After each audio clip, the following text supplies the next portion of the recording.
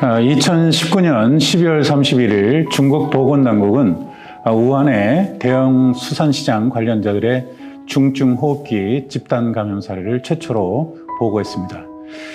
이후로 우한은 팬데믹 진원지라는 오명을 얻지만 사실 우한은 중국에서 역사적으로나 정치 경제적으로 단순한 도시 이상의 의미를 갖고 있습니다.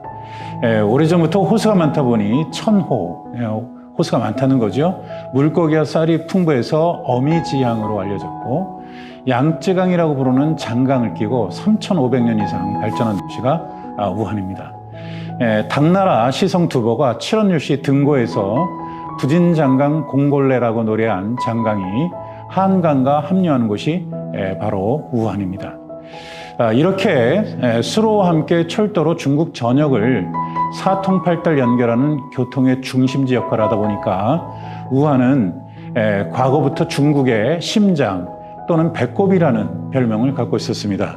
또 역사적으로는 1911년 10월 10일에 우한에서 신해혁명이 발생해서 청나라가 무너지고 중화민국이 건국하는 계기가 되었습니다. 앞으로 말씀드리겠지만 우한은 현대 초고밀도 도시의 명암을 상징적으로 보여주는 단적인 사례라고 하겠습니다. 마침내 신종 코로나 바이러스로 분류된 감염병의 전파력과 치사율에 주목한 WHO는 글로벌 공중보건 비상사태를 선언합니다.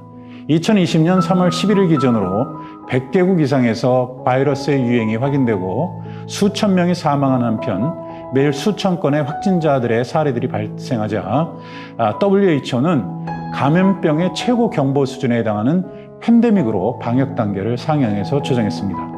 미국의 질병통제예방센터는 코비드19를 퇴치할 백신이 존재하지 않는다는 것, 그리고 현재까지는 코비드19에 적합한 항바이러스 치료제가 따로 없다는 내용을 공식적으로 발표합니다.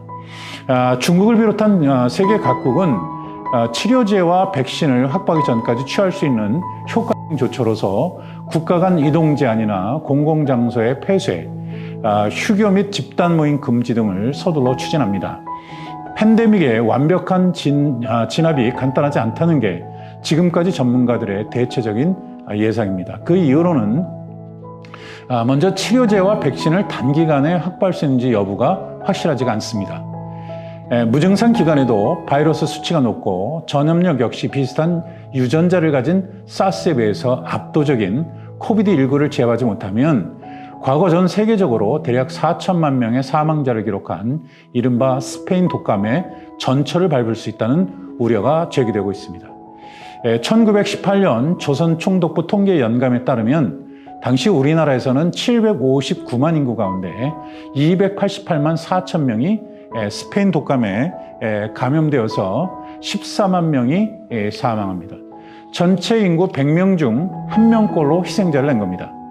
아울러서 코비드19가 유전적 변형을 일으켜 마치 풍토병처럼 자리를 잡거나 스페인 독감 사례처럼 계절 변화에 따라서 팬데믹이 반복해서 발생할 가능성 역시 고려하지 않을 수가 없습니다.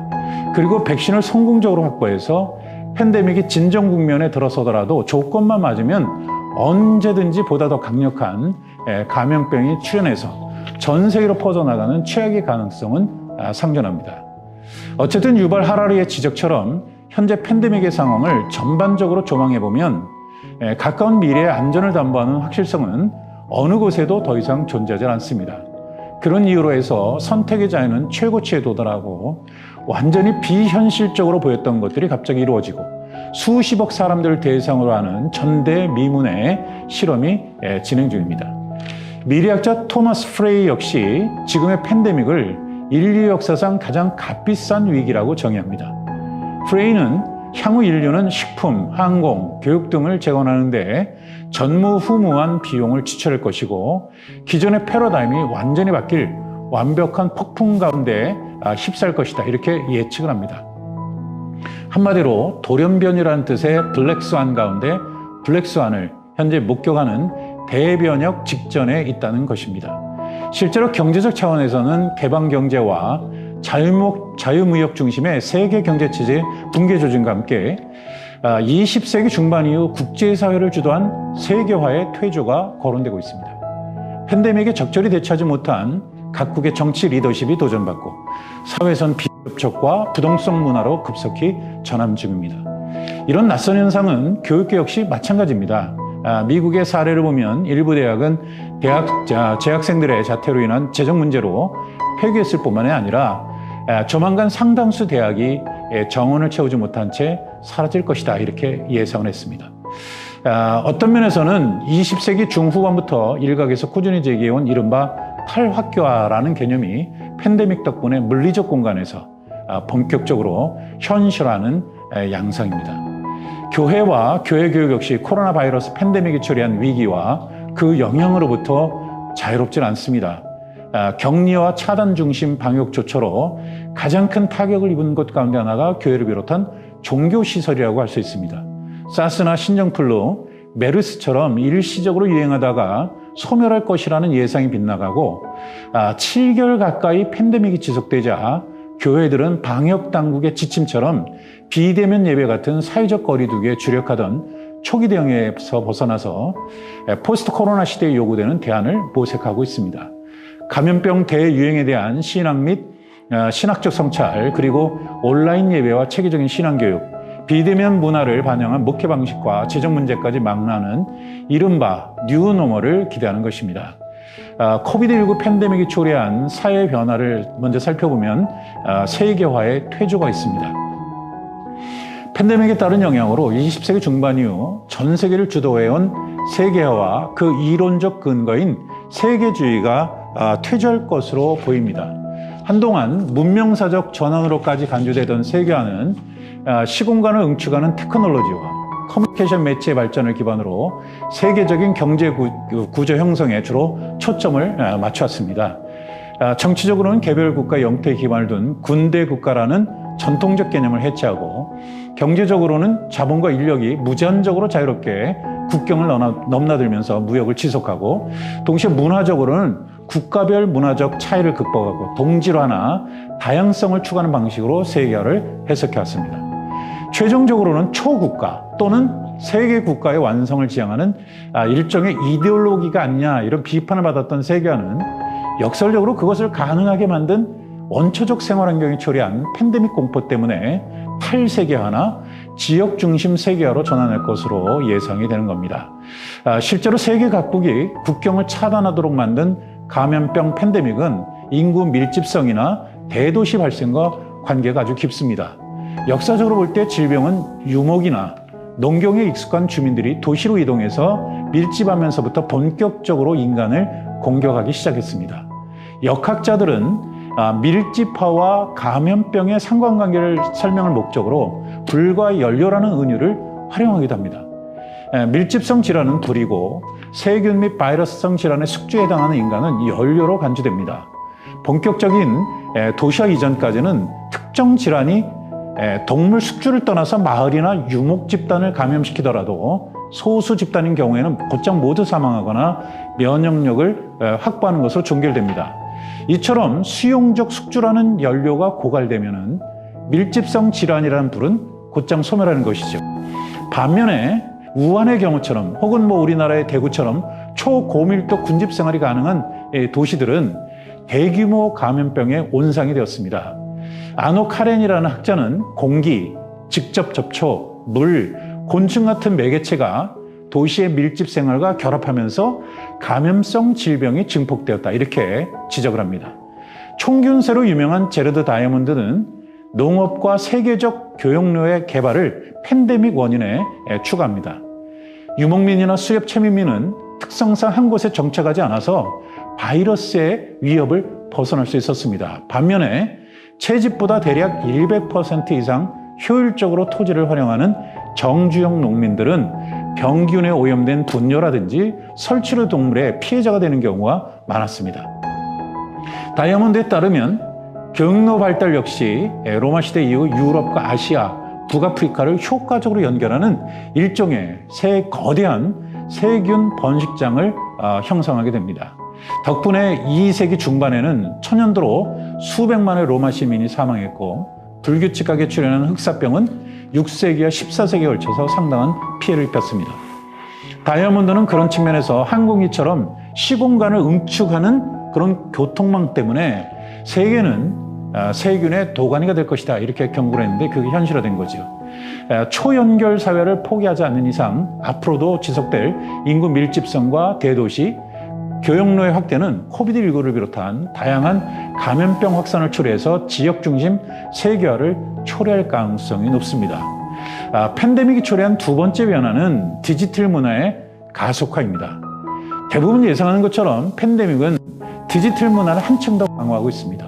원격 교육, 원격 진료, 또 원격 근로 분야를 중심으로 디지털 전환이 가속화할 전망입니다. 팬데믹 이전까지 교육계는 디지털 매체에 대한 평가가 사실 엇갈렸습니다. 디지털 지지자들은 인터넷이라는 글로벌 매체는 우주를 압축하고 민족 간 대화를 북돋으며 전 지구 차원의 이해도를 증진시키고 인쇄술이나 화약의 발명처럼 세계를 더 이상 되돌릴 수 없는 방식으로 바꿔놓을 것이다 이렇게 예상을 했습니다. 일각에서는 거기서 더 나가서 인터넷 버추얼 스페이스를 비롯한 디지털 기술 혁신은 거의 신비에 가까운 특질을 부여받았다 이렇게 선언했습니다. 디지털 테크놀로지 확산을 위해서 어린이들에게 컴퓨터나 아이패드를 공급하는 교육 테크놀로지 운동이 등장할 정도였습니다. 디지털 테크놀로지와 교육의 상호 결합이라는 것은 사실 어떻게 보면 정치 경제적 이유는 물론이고 칸 아카데미나 무크 같은 원격 교육이 충분한 성과를 거두지 못했다는 이유로 비관론자들로부터 상당한 비판을 받았습니다. 이런 부정적 상황은 코비드19 방역의 일환으로 비대면과 사회적 거리두기 중심으로 생활 문화가 바뀌면서 극적인 전환점을 맞고 있습니다. 토머스 프레이는 팬데믹의 영향으로 디지털 차원에서 다음처럼 세 가지 방향으로 변화가 진행될 것이다 이렇게 예상한 바가 있습니다. 첫째는 비접촉 기술의 급속한 발전입니다. 프레이는 비행기 승객이 탑승부터 좌석까지 일체 접촉이 배제된 최근 항공산업의 변화를 앞으로 전개될 비접촉 문화의 전형적인 사례를 제시하는데 이런 현상은 사회문화 전반으로 확대될 것입니다. 둘째, 세계 각국은 비가시적인 위협을 감시하기 위해 인공지능 탐지 네트워크 활용을 본격화할 것입니다. 이로써 무력으로 세계를 지배하는 시대는 이미 끝났다. 이게 프레이의 주장입니다. 셋째, 국가의 감시가 강화됨에 따라서 인권보호 문제가 대두할 것이다. 이런 주장을 하는 것이죠. 이런 인권의 차원에서 이른바 잊힐 권리나 물리적으로 보이지 않을 권리 그리고 전혀 감지되지 않을 권리가 논란이 될 수 있다는 겁니다. 프레이의 예상 중 특히 비접촉 기술 발전과 개인정보 처리에 관해서는 현재 다양한 의견들이 제시되고 있습니다. 팬데믹이 가속화하는 온라인과 오프라인의 급격한 결합은 결국 디지털 네트워크 문화로 한층 더 구체하겠지만은 대면 상호작용의 부재에 따른 접촉 느낌. 그러니까 영어로는 텐저빌리티라고 이야기를 하는데요. 이 텐저빌리티의 상실을 어떻게 보완할 것인가? 이게 이제 줄곧 문제점으로 지적이 됩니다. 이와 관련해서 최근에 증강현실, AR이라고 합니다. 그리고 가상현실 또는 둘을 동시에 운영하는 혼합현실이 있습니다. 증강현실의 경우는 이제 그림에서 보시는 것처럼 사물에 우리들이 살아가는 이 현실의 그 영상을 마치 합친 것처럼 포갠 것을 이제 증강현실이라고 하죠. 그림에서 보시면은 이게 이제 그 BMW에서 운영하는 그 대리점에 차가 한 대도 없습니다. 그냥 스마트폰으로 앱을 가지고 마치 차 내부를 들어가서 보는 것처럼 속속들이 볼 수 있도록 해준 프로그램이 탱고라는 프로그램인데 이게 이제 전형적인 증강현실이고요. 또 하나 이제 그림을 보시면은 이거는 이제 포켓몬고라고 아마 얼마 전에 뭐 우리나라는 물론이고 세계적으로 아주 열풍이 불었었는데 어딜 봐도 사실 그 육안으로는 보이지 않는 몬스터들이 포켓몬이 이제 보이는 거죠. 그럼 그걸 잡는 건데 이게 이제 현실과 가상을 합친 증강현실 개념입니다. 그리고 가상현실 VR이라는 거는 많이 얘기를 들으셨을 텐데 이거는 현실과 전혀 무관하게 존재하는 그런 실제입니다. 그러니까 우리가 완전히 현실과 분리된 상태의 어떤 그 가상 공간으로 들어가야 되는 거죠. 그런데 이제 이 둘을 동시에 혼합하는 혼합현실이라는 그 기술이 개발돼서 최근에는 이제 마이크로소프트에서 홀로렌즈라는 거를 개발했는데, 보시는 것처럼 안경 같은 걸 쓰고 보면은 따로 무슨 뭐 전혀 모르는 그런 기계 조립까지도 가능한 이런 기술이 만들어져 있습니다. 이게 이제 아까 말씀드린 대로 텐저빌러티, 이게 어떻게 우리가 손으로 만질 수는 없는데 그 감각을 어떻게 극대화시킬 것인가, 바꿔 얘기하면 몰입을 극대화하는 몰입 경험을 이런 접촉 느낌의 보완제로 거론되고 있습니다. 실제로 몰입 경험은 팬데믹 이전부터 산업계와 의료계는 물론이고 교육계 전반으로까지 확산 추세에 있습니다. 또 다른 대안은 인간과 컴퓨터, 물리적 환경이라는 삼각체제의 상호작용에 초점 맞춘 HCI라는 게 있습니다. Human Computer Interaction이라고 하는데요. 이게 이제 우리나라에는 아직 학과로 존재하지 않지만 미국엔 이제 오래전부터 이 학과로 존재하는, 독립학과로 존재하는 학문의 분야입니다. 이 HCI 같은 경우에는 디지털 물리적 도구로 제작한 디지털 물리적 사물을 실생활에 어떻게 직접 활용할 것인가, 또는 디지털과 물리적 세계의 경계를 어떻게 제거할 것인가, 이런 것들을 연구하는 것인데, 이런 것들이 어떤 실제로 우리들이 마치 생생하게 경험하는 것처럼 그거를 경험하는 데 도움을 주지 않겠는가, 이렇게 이야기를 합니다. 그림에 보시면 이제 이게 다마고찌라는 거죠. 이 다마고찌는 뭐 우리나라에도 지금까지도 초등학교 문방구 앞에서 팔리는 걸로 알고 있는데, 실제로 이 다마고찌는 이거는 아이들 장난감이 아니라 미국의 HCI 전공 교수가 미국의 10대 청소년, 특히 흑인 소녀들의 기대하지 않았던, 생각하지 않았던 그런 임신을 예방하는 성경용으로 만든 프로그램이 다마고찌입니다. 다마고찌 보시면 뭐 잘 아시지만 이게 동물을 키우는 거잖아요. 근데 원래는 동물을 키우는 게 아니라 아기를 키우는 겁니다. 이 아기가 프로그램 안에 들어가 있어서 청소년들이 수업을 듣는데도 뭐 우유 달라, 뭐 기저귀 달라. 실제로 이 아이를 육아하는 게 이게 결코 쉬운 일이 아니구나. 이제 그거를 그 프로그램을 통해서 알게 되고, 그러면서 이제 자연스럽게 성교육에 접할 수 있도록 만든 그런 도구인데, 이걸 이제 일본에서 구입해가지고 그 판권을 사서 이게 동물로 바꿔서 세계적으로 아주 히트를 친 상품이 되었죠. 그러니까 이런 것들이 이제 HCI 작품이고요. 또 하나는 뭐 우리가 지금 컴퓨터 자판에서 해방되도록 만든 마우스, 이것도 이제 HCI에서 만든 그런 개발품입니다. 이처럼 이제 디지털과 물리적 세계의 경계를 허물기 위해서 노력을 하는데, HCI 이게 이제 앞으로 도움이 될 수 있다. 교육에도 유용할 것이다. 이렇게 평가가 되고 있습니다. 유발 하라리가 지적한 개인정보 보호 전쟁 역시 해결이 간단하지는 않습니다. 일각에서는 구글과 같은 글로벌 IT 기업의 과도한 개인정보 수집과 상업적 활용을 문제 삼듯이 국가가 방역 목적으로 개인들을 추적 및 관리하면서 축적한 데이터의 무차별적 활용과 빅브라더의 사회의 도래를 염려하는 겁니다. 과거의 아시아적 가치 논쟁을 연상시키는 감염병이 창궐하면 방역 같은 대규모 조치들이 군사적 규율에 의거할 수밖에 없어서 오히려 강한 국가가 필요하다, 이렇게 주장을 하는 거죠. 그림에 보시면 첫 번째 그림이 이제 아감벤이죠. 이탈리아 철학자고요. 두 번째는 슬레보의 지젝이라고 유고슬라비아의 철학자입니다. 이렇게 의견이 충돌하는데, 지젝 같은 경우에는 아감벤처럼 통제를 두려워하는 거, 이런 거는 허황된 두려움이다. 그런 측면에서 볼 때 일부 유럽 언론이 한국의 이 팬데믹 대처 상황을 문제 삼는 것은 오류에 불과하다.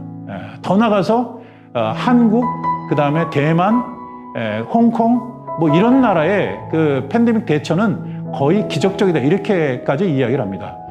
지젝 같은 경우에는 국가의 법과 관련해서 아주 중요한, 우리에게 인사이트가 되는 중요한 개념을 소개를 합니다. 복종하되 사유하고 생각의 자유를 지키라. 복종하되 사유하고 생각의 자유를 지켜라. 이게 칸트의 이성적 공적 사용이라는 개념인데요. 이걸 이제 한 가지 대안으로 제시하는 겁니다. 최근에 정부와 교회들 사이에 예배 문제 때문에, 집회 소규모 모임들 때문에 충돌이 있습니다만 약간의 갈등이 있지요. 그런데 우리가 생각해 볼 것은 뭐냐면, 이런 상황에서는 뭐 어쩔 수 없이 우리가 법을 따라야 되겠지만, 그렇다고 해서 맹목적으로 따르는 게 아니라 칸트의 주장처럼 복종하지만 사유를 해야 된다는 거죠. 그러니까 바꿔 얘기하면 생각의 자유는 결코 우리가 포기하지 않아야 되는 것인데, 이게 바로 이제 슬레버의 지적이 우리에게 한 가지 대안으로 제시하고 있는 것입니다. 어쨌든 팬데믹 종교를 예측하지 못하는 현재 위기 상황에서 공동체의 안전과 개인의 자유 가운데 어느 쪽을 우선시하는가에 따라서 한국식, 중국식, 그리고 서구식 이렇게 모델로 분류하고서 차등하는 것은 문제를 지나치게 단순하고 냉소적으로 파악하는 것입니다. 팬데믹이 초래한 교육체제의 변화는 다음과 같습니다. 코비드19 팬데믹의 영향으로 교육체제 전반이 새롭게 재구성되고 있습니다. 감염병 확산 예방을 위해서 100개국 이상이 전국적으로 교육시설을 폐쇄한 바 있습니다. 이에 따르면 전 세계적으로 대략 한 9억 이상의 학생들이 학교 폐쇄 조치에 따른 부정적 영향을 받았다고 보고합니다. 팬데믹의 교육적 영향 가운데 하나는 소득 격차에 따른 학습자들의 교육 기회 박탈을 꼽을 수가 있습니다. 감염병 확산 방지를 위해 학교가 폐쇄되자 저소득층 자녀들은 학교에서 더 이상 무료 급식을 제공받지 못했을 뿐더러 수업을 대체하는 디지털 교육 환경에서도 대부분 소외되었습니다. 이것은 각국 교육정책 담당자들이 처음부터 충분히 예상하지 못한 부분이고, 팬데믹의 이면에서 만들어지는 사회적 위기가 교육 성취의 격차를 강화하는 사례라고 할 수 있겠습니다. 그러니까 디지털 격차는 OECD 국가들의 경우에도 역시 예외가 아닙니다. 일본의 일부 지방대학들은 본격 교육에 필요한 인프라, 그러니까 초고속 인터넷망과 노트북 이런 것들을 갖추지 못해서 불가피하게 현재 위험에도 불구하고 대면 교육으로 전환하는 바가 있다고 합니다. 팬데믹의 영향에 따른 교육의 변화에는 학교로 대표되는 공교육기관의 역할 축소, 그에 따른 부모와 가정의 역할 확대가 포함이 됩니다. 학교들은 가끔 학생들의 등교 연기와 학교시설 폐쇄에 따른 학습 손실을 인터넷 기반 원격 교육과 가정 교육으로 해결하려고 시도하고 있습니다. 이런 교육 정책의 방향은 결과적으로 두 가지 차원에서 학교 교육의 변화를 요구하는 결과를 낳았습니다. 즉, 교사 주도의 전통적 학교 수업의 효율성에 대한 회의와 함께, 의심과 함께 교사의 역할 전환의 필요성이 동시에 제기된 겁니다. 포스트 코로나 시대에는 교사가 정보나 주제를 학습자들에게 전달하는 그런 전통적인 역할로서의 통로 기능보다는 오히려 일종의 가이드나 코치의 역할이 더 적합하다는 것입니다. 팬데믹이 종결되더라도 교수, 그러니까 티칭 중심의 지식 전달은 계속해서 원격 수업으로, 교사 학습자들의 직접적인 대면 교육은 인성 교육에 집중하자라는 의견이 제기됩니다. 교육계의 또 다른 변화는 가정과 학교 간의 교육 책임 전이 현상입니다.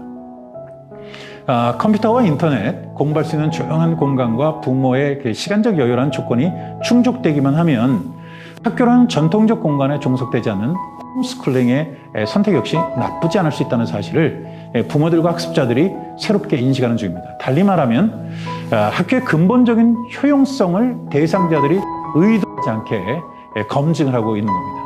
초, 중등학교는 물론이고 대학까지 이런 회의, 의심의 대상, 검증의 대상에서 벗어날 수가 없습니다. 전통적인 의미에서 학교는 다음 4가지의 기능을 하는 것으로 당연히 전제해왔습니다. 첫 번째, 학생을 보호하는 기능이 있고요. 두 번째는 사회적 역할의 선별이 되겠습니다. 이론이나 원리 혹은 사상을 주입하는 기능도 있고, 마지막으로는 기술과 지식을 발달시키는 통상적 의미의 교육 기능이 그것들입니다. 팬데믹에 따른 교육 환경의 변화는 이 4가지 기능의 결합을 통해서 최종적으로 완성된 종합기관의 어떤 절대적인 그런 신성한 권위를 현재 위협하고 있습니다. 가정학습 실험 결과에 따라서는 학습자들이 학교로 돌아가지 않고 IT와 결합해서 교육을 초개인화하는 그런 상황이 초래될 수도 있습니다. 계속해서 코비드19 팬데믹과 교회 교육의 영향을 살펴보겠습니다. 먼저 팬데믹은 교회에 전례 없는 위기를 가져왔습니다. 역사적으로 거의 전례가 없는 코비드19 팬데믹 상황에서 교회는 범세계적인 공포나 충격에 비해 지금껏 비교적 차분하면서도 적절하게 대응한다라는 평가를 받고 있는 것 같습니다.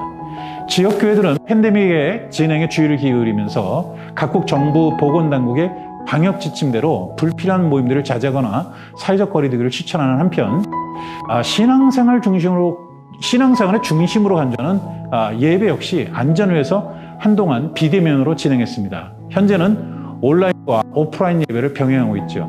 뿐만 아니라 직간접적으로 지역사회를 위한 다양한 봉사를 추진하고 있는데, 이것은 일과적인 것이라기보다는 어떤 면에서 고대부터 감염병 팬데믹에 적극적으로 대처하면서 획득한 역사적 지혜라고 볼 수가 있겠습니다.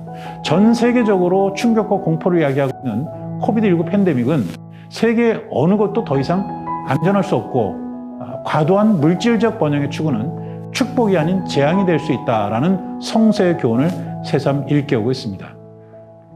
포스트 코로나 시대에 교회가 극복해야 할 위기들을 개략적으로 정리하게 되면 다음과 같습니다. 먼저, 교회가 디지털 문화에 적응하지 않을 경우에는 더 이상 생존을 담보할 수 없는 상황으로 진전하고 있습니다. 상당수 교회들이 가상세계로 옮겨가는 것을 여전히 망설입니다. 그렇지만 코로나 바이러스 팬데믹은 디지털 원주민에 해당하는 청소년과 청년 세대는 물론이고 일반 장년 교인들까지 디지털 환경에 적응하지 않을 수 없는 디지털 이민자 행렬에 동참하도록 몰아세우고 있습니다. 위기에 직면한 교인들은 팬데믹 초기와 달리 더 이상 온라인으로 예배에 접하는 것을 어색하게 받아들이질 않습니다.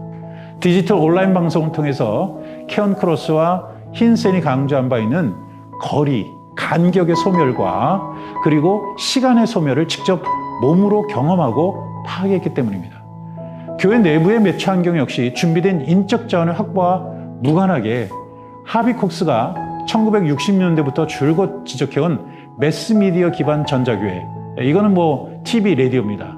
이런 전자교회에서 컴퓨터 기반의 인터넷 기반의 온라인 네트워크 중심의 디지털 교회로 급속하게 전환하고 있습니다. 둘째는 갑작스러운 권위의 몰락에 교회가 적절하게 대처할 필요가 있죠. 쿨터는 종교개혁은 어째서 늦었는가라는 유명 본문에서 루터가 등장하기 훨씬 전부터 이미 도덕적으로나 교리적 위기가 상존했음에도 불구하고 종교개혁이 발생하지 않은 원인을 새롭게 규명하려고 시도했습니다.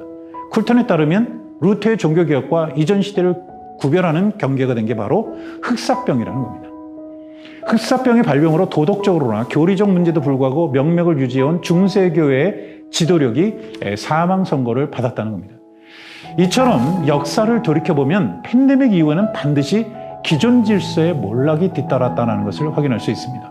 흑사병은 중세 질서를 와해시켰을 뿐만 아니라 그보다 훨씬 전에 로마 제국을 쇠락의 길로 이끌었습니다.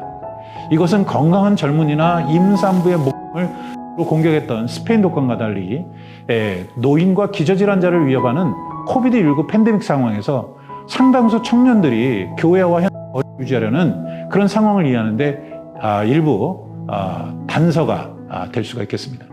셋째, 경제적인 문제로 교회 간 통합 사례가 증가할 것으로 보입니다.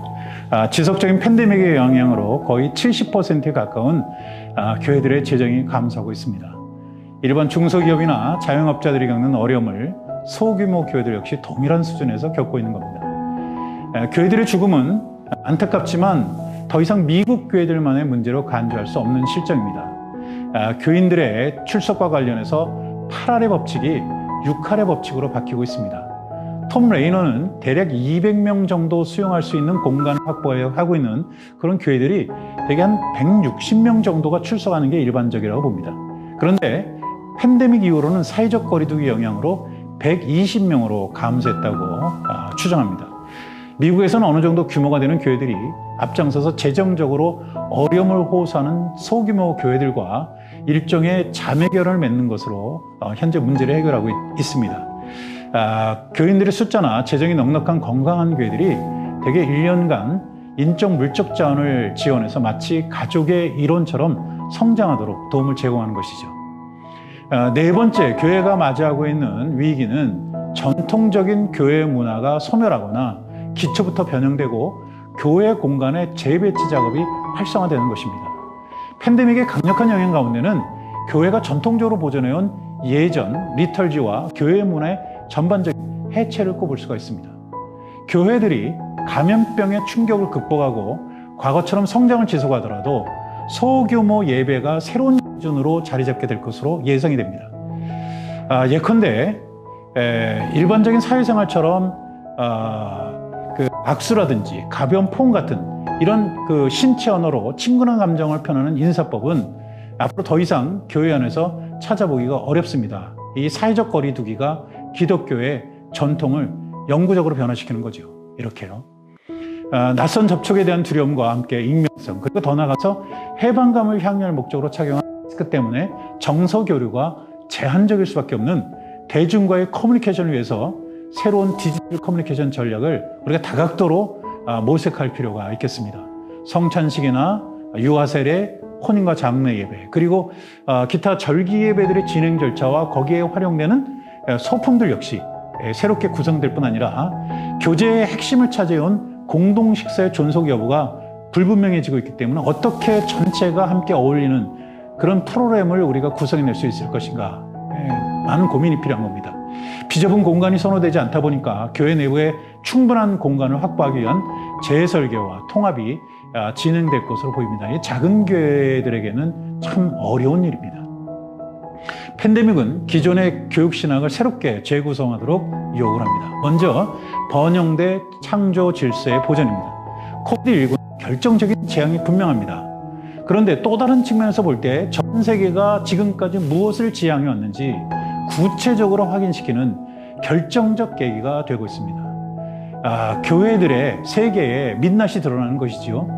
바이러스의 초기 확산 과정에서의 관리 책임 문제라든지 이런 것들 우리가 차치하더라도 팬데믹 덕분에 인간 사회가 과도하게 물질적 번영을 추구하느라 창조성을 반성 없이 훼손했다는 것을 실감하고 있습니다. 코로나 바이러스 때문에 인력이 드물어지니까 베네치아 가로지르는 운하들이 갑자기 맑아져서 해파리들이 헤엄치고 베네치아의 건물들이 투명한 물에 반영된다는 그런 소식이라든지 매년 봄철에 예외 없이 그 날아든 황사 스모그가 드물어지고 전 세계적으로 공기 오염도가 반감했다는 그런 통계가 그 모든 게 사실이었다는 것을 구체적으로 증명합니다. 이 그림을 보시면 여러분들 잘 알다시피 베네치아는 베네치아 출신인 그 음악가 비발디 또 마스크로 유명하잖아요. 이런 상황이 과거의 모습은 아니라 새로운 코비드 이후에 이런 아주 맑은 운하 그리고 아름다운 풍경이 회복됐다는 거죠. 이런 우리가 교회가 여태까지 어떻게 보면 의도된 실책에 교회의 선택 역시 포함될 수밖에 없습니다. 매일 한 종의 생물이 멸종하거나 매년 남한 면적의 4분의 3이 크게 열대림이 파괴되고 기후의 균형이 깨져서 지구 온난화가 가속하고 10년마다 해수면이 높아진다는 사실을 간과하면서도 개발이 아니라 개발을 함께 지지해왔기 때문입니다. 포스트 코로나 시대에 하나님이 세상을 극진히 사랑하신다는 것, 그리고 기술적인 지배와 인간의 과다한 탐욕으로 창조 질서를 훼손한 잘못을 성찰하면서 또다시 반복하지 않도록 교육해야 합니다. 팬데믹을 비롯해서 이른바 총체적 위협에 직면한 미래는 시간과 더불어 자명하게 다가오는 게 아니라 의식적으로 창조되어야 할 실체이고, 미래가 지니고 있는 고유한 생명의 시간은 인간의 힘에 위임되어 있기 때문입니다. 둘째는 공간 대 시간입니다. 위르겐 몰트만이 종교혁명 그리고 미래라는 책에서 지적한 것처럼 코비드19 팬데믹은 무엇을 신앙생활과 교회 교육의 근간으로 삼아야 할지 역설적으로 제시하고 있습니다.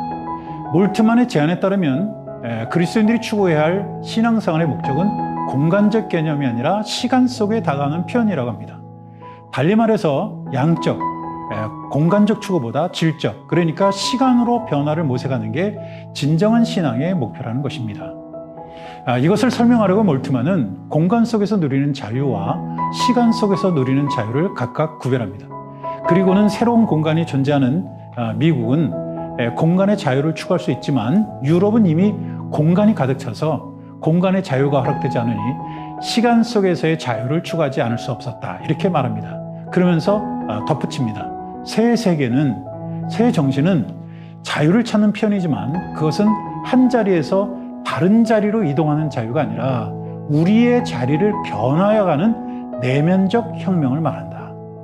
과거처럼 교회학교 학습자들을 확보하기 쉽지 않은 포스트 코로나 시대에는 양보다 질적 변화를 추구하는 교육이어야 합니다. 셋째는 학교 대 공동체입니다.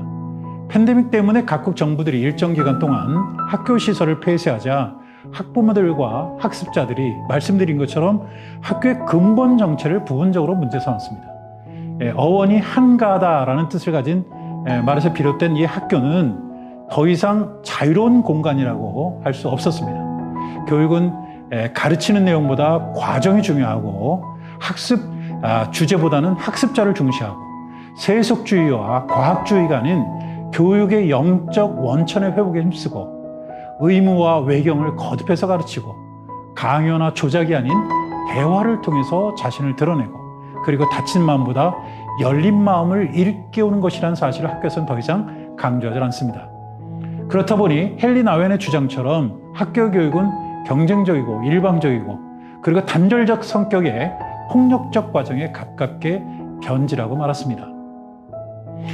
디지털 매체를 통해 학습자 스스로 비대면적으로 정보에 접속하도록 격려하는 포스트 코로나 시대의 교회학교의 교육은 학교식 수업에서 탈피해서 교사와 학습자가 서로의 잠재력을 일깨우고 쌍방적이고 또 바로 지금 교육 현장에서 실행하는 구속적 과정으로 과감하게 전환할 필요가 있습니다.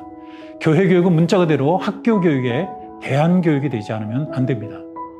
지금껏 논의한 내용을 기초로 포스트 코로나 시대의 교회 교육의 방향을 구체적으로 제안하면 이렇습니다. 먼저 교육의 공간으로서의 오프라인과 온라인의 이질적 특성을 적절하게 고려한 융합 모형의 개발이 필요합니다. 오프라인과 온라인을 결합한 형태 가운데는 모바일 또는 온라인 교회 학교의 운영이 있을 수 있습니다. 이것은 단순히 홈페이지를 운영하는 그런 수준을 탈피해서 지역교회나 또는 교단, 더 나아가서 지역에 중심을 두고 있는 그 교회들 차원에서 온라인 교회 학교를 공동으로 운영하는 것입니다. 1990년대에 등장했다가 논란 속에 사라진 이른바 사이버 교회나 최근 디지털 플랫폼 교회와 이 모바일 교회 학교의 결정적인 차이는 무엇이냐? 그것은 온라인과 말씀드린 것처럼 온라인과 오프라인의 결합에 있습니다. 사이버 교회는 가시적 교회에서 비가시적 교회로의 패러다임 전환을 강조하면서 사이버 공간에서만 전적으로 활동하는 사이버 목사와 교인으로 구성된 조직이 실제로 온라인에 독립적으로 존재했었습니다. 반면에 모바일 교회 학교는 사이버 교회와 달리 단독으로 운영하지 않고 교회라든지 혹은 교단의 교육 목적을 구현하는 데 도움이 되는 각종 데이터를 유기적으로 공부하는 그 공간이 될 수 있습니다.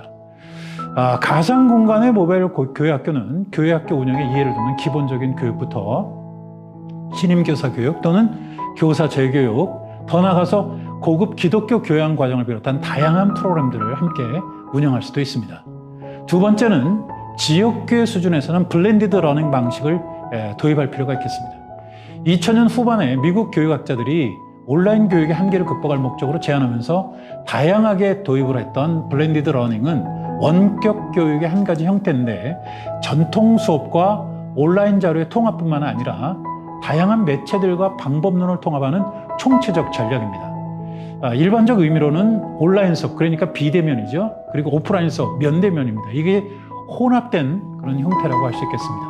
온라인과 오프라인의 학습 환경을 상호 결합한 블렌디드 러닝은 강의라든지 사례 연구 또는 토론, 코칭, 멘토링 이런 다양한 학습 방법론과 연계해서 동시에 구사할 수가 있겠습니다.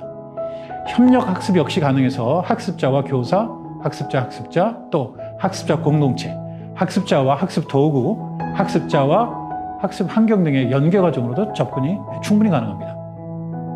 최근에 팬데믹 상황에서는 시간을 각각 분리해서 온라인과 오프라인 수업을 병행하거나 몇 주는 온라인, 또 몇 주는 오프라인으로만 진행하는 것도 충분히 가능합니다.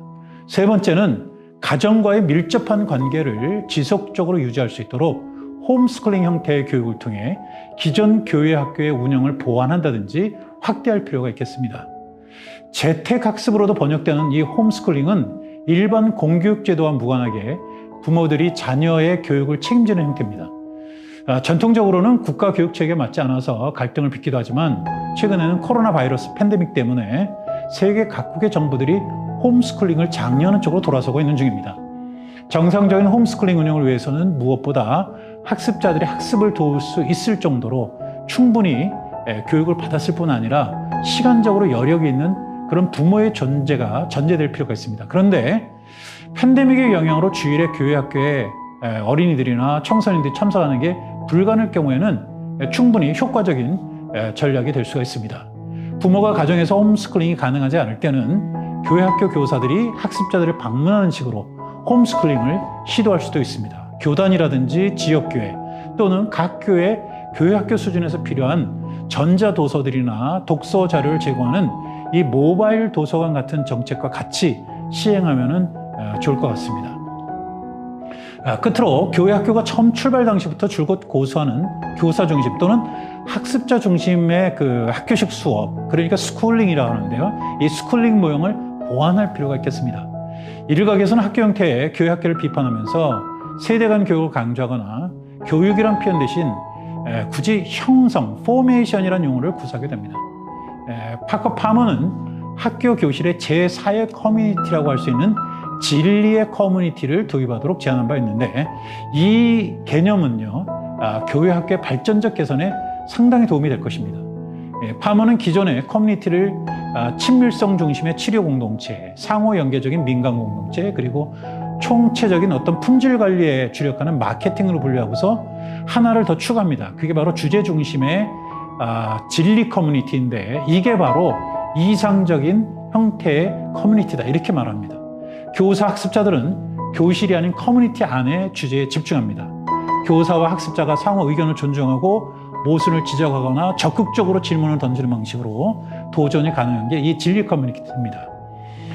팬데믹 시대에 특히 주제 중심의 진리 커뮤니티에 우리가 주목해야 할 이유는 교사 중심의 절대론이나 혹은 학습자 중심의 상대론에 휘둘리지 않으면서도 학습자가 학습과 삶의 에너지가 되는 그런 진리에 직접 접근이 가능한 진정한 학습 커뮤니티를 형성할 수가 있기 때문입니다. 결론적으로 전 세계는 지금껏 코비드19의 정체를 제대로 파악하지 못한 채 단편적 언론 보도에 따라 기대와 절망이 교차하는 삶을 반복 중입니다. 모두가 코로나 발생 이전으로 복귀를 꿈꾸지만 지적의 표현에 빌면은 과거 우리가 좋아하던 세계는 두 번 다시 돌아오지 않을 것이다, 그렇게 예상들을 하고 있습니다. 대략 7개월 이상 팬데믹이 지속되면서 우리가 당연하게 누리던 것들, 그러니까 일상은 어느덧 과거가 되어서 바이러스 이전에는 어떠했는지 굳이 기억을 더듬어야 할 정도가 되었습니다. 그 사이에 마스크는 외출 필수품이 되었고, 사회적 거리두기는 새로운 예절, 뉴노멀로 자리 잡았습니다. 바이러스는 의료 위기, 그리고 경제 위기, 더 나아가서 보다 강력한 심리적 위기라는 세 겹의 위기로 우리들의 일상의 좌표를 붕괴시켰습니다.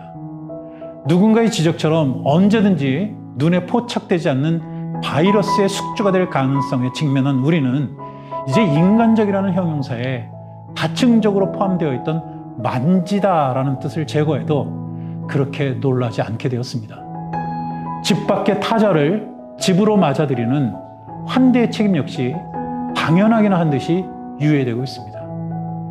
다만 사회생활 전반에 파국을 초래하는 팬데믹의 종결과 그 시점까지의 모두스 비벤디, 달리 표현하면 갈등 속에서 삶을 지속시키는 일시적 합의에만 관심을 가질 따름입니다. 미네소타 대학 시드랩 연구소는 그림에서 보시는 것처럼 과거 인플루엔자 팬데믹 사례를 기초로 팬데믹 시나리오를 다음과 같이 예상합니다. 세 개의 파동이 그림에 그려져 있는데요. 첫 번째 그 파동을 보면은 올해 상반기와 유사한 확산세가 1, 2년간 간헐적으로 반복되다가 2021년 어느 시점에 가서 점차 소멸한다. 두 번째 파동을 보면은요, 스페인 독감, 그러니까 1918년부터 19년에 있었던 스페인 독감과 2009년, 2010년에 있었던 신종플루처럼 초기 확산세가 여름에 진정되다가 올 가을과 겨울에 더 크게 확산하고 2021년에는 한 차례 이상 소규모 확산이 이어진다.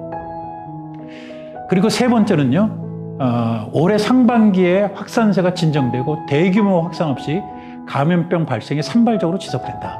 이 세 번째 시나리오는 과거 사례들에서 구체적으로 등장하지는 않지만 코비드19는 가능성이 높은 것으로 판단합니다. 이 모든 세 가지 시나리오의 공통점은 단기간에 팬데믹 해소와 완벽한 퇴치가 불가능하다는 것입니다. 시드랩은 변수가 있지만 최소한 18개월 내지 24개월간 팬데믹이 지속할 것으로 예상하고 과학적으로 많은 사람들이 거기에 동의하고 있습니다. 오랫동안 유동성을 운유로 삼아서 근대성과 탈근대성의 문제에 침착했던 지그문트 바우먼은 이 과학과 기술이 극도로 빠르게 변화하는 우리가 속한 문명의 전환기를 최고 권력의 공백기간 속에서 살고 있는 인터레그넘으로 규정한 바가 있습니다. 옛 방식이 매우 빨리 노후화하고 더 이상 작동하지 않음에도 불구하고 새로운 활동은 방법조차 개발되지 않은 상태를 기존에 통치하던 임금이 사망했음에도 새로운 임금이 즉위하기 이전까지의 기간을 빗대어서 인터레그넘이라고 부른 것입니다. 달리 말씀을 드리면 출발 지점은 파악하고 있지만 목적지가 정확히 어디인지 비전이 정확하지 않은 불분명한 상태가 바로 인터레그넘입니다. 팬데믹 훨씬 이전의 분석이지만 강력한 코로나 바이러스 때문에 기존의 의학이라든지 정치 경제 패러다임이 정상적으로 작동하지 않음에도 불구하고 새로운 해결책을 간절히 기대하고 있는 지금의 상황에 제대로 부합하는 개념이라고 할 수 있겠습니다. 그렇다면 결론적으로 포스트 코로나 시대 또는 인터레그넘의 교회 교육은 어떻게 구성되어야 할까요? 1차적으로 교회 교육은 급변하는 주변 상황의 변화를 기회로 삼아서 적극적으로 도전할 필요가 있습니다. 포스트 코로나 시대의 가장 큰 딜레마는 권위 있는 공인된 교육적 처방이 어느 곳에도 존재하지 않는다는 것입니다. 이때 합리적인 선택은 규칙에 순응하는 태도가 아니라 규칙에 유연하게 대처할 수 있는 능력을 강조하고 함양하는 것입니다. 둘째, 위기에 따른 당연한 결과로서 과거의 견고한 구조로부터 일종의 불확실한 네트워크로 전환해야 하는 교회와 교회 교육은 팬데믹 시대에 요구되는 기독교의 가치들, 그런 것들을 새로운 패러다임으로 삼아서 교육 신학을 재구성할 필요가 있겠습니다. 창조 질서를 보존하는 것이라든지 양적이고 공간적인 것을 추구하기보다는 질적인 것 또는 시간적인 것을 추구한다든지 아니면 공동체를 우리가 추구하는 것이지요. 학교가 아니라요. 이런 것들을 우리가 재설정할 필요가 있겠습니다. 셋째, 오프라인과 온라인을 상호 결합한 모바일 또는 온라인 교회학교를 운영한 동시에 비대면과 면대면 학습을 혼용하는 학습 방식을 도입하고 교회 학교와 홈스쿨링을 결합해서 교회와 가정이 교육의 책임을 서로 분담할 수 있습니다. 그리고 끝으로 학습자나 교사 중심의 수업을 탈피해서 교회 학교가 질문을 통해 주제에 직접 접근하도록 돕는 진리 커뮤니티로 전환하는 게 무엇보다 중요합니다. 이를 통해서 학습자들은 파멸의 영역에서 구원을, 그리고 시간적인 것에 멸망해서 영원한 것의 현재를 일깨우는 진정한 진리를 만나게 됩니다. 이사야 예언자는 절망의 한복판에서 희망을 노래했습니다. 이사야의 노래가 지금 우리의 노래가 되기를 기대합니다. 산들이 떠나며 언덕들은 옮겨질지라도 나의 자비는 내게서 떠나지 아니하며 나의 화평의 언약은 흔들리지 아니하리라. 너를 긍휼히 여기시는 여호와께서 말씀하셨느니라. 아멘. 지금까지 포스트 코로나 시대의 교회 교육에 대해서 말씀을 드렸습니다. 감사합니다.